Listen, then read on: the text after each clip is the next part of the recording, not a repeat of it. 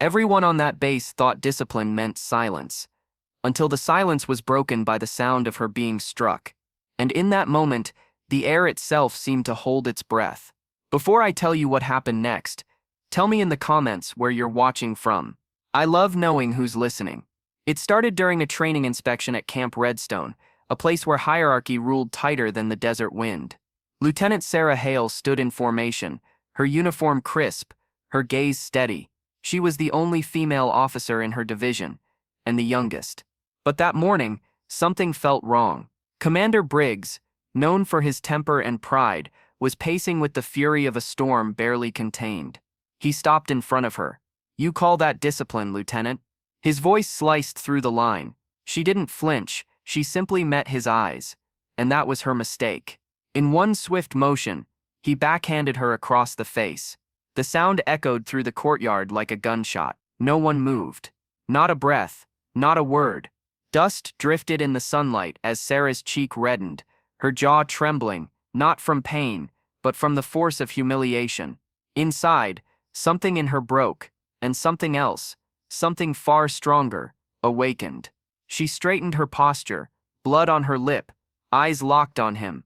"Permission to speak freely, sir," she whispered. Briggs sneered. Denied. But she spoke anyway. "You just made the biggest mistake of your career." Whispers rippled through the platoon. Every soldier there knew, if anyone else had said that, they'd be done for. But Sarah wasn't just anyone. What Briggs didn't know was that she had once served under a classified joint operation, an elite intelligence task force, led by none other than General Raymond Cole, the same general who'd once said she had more integrity in one decision than most officers have in a lifetime. That afternoon, Sarah was confined to quarters, her rank suspended, her dignity shattered. But she didn't call for pity. She made one quiet call, to an old mentor. Hours later, the base gate lights flickered red. 3 black SUVs rolled through. The guards froze as the insignias gleamed under the floodlights. 3 generals, unannounced, stepping onto the base with eyes colder than steel. The first words came from General Cole himself. "Where's Commander Briggs?" The base fell into chaos. Officers scrambled, whispers erupted through the barracks.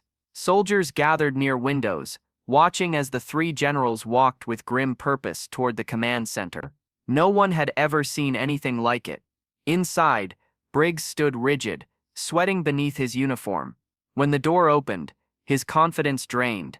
Cole didn't speak for a full 5 seconds, just looked at him. Then, quietly, "You struck one of mine." Briggs tried to defend himself, but his words cracked under pressure. Every excuse he offered fell flat against the silence of authority. Outside, Sarah waited near the parade ground. She didn't know what was being said inside, only that justice, the kind that doesn't come easy, was finally moving. Minutes later, the command center doors burst open. Briggs was escorted out in handcuffs. The soldiers watched in disbelief. The same man who ruled them through fear now walked past them in shame. General Cole stopped beside Sarah.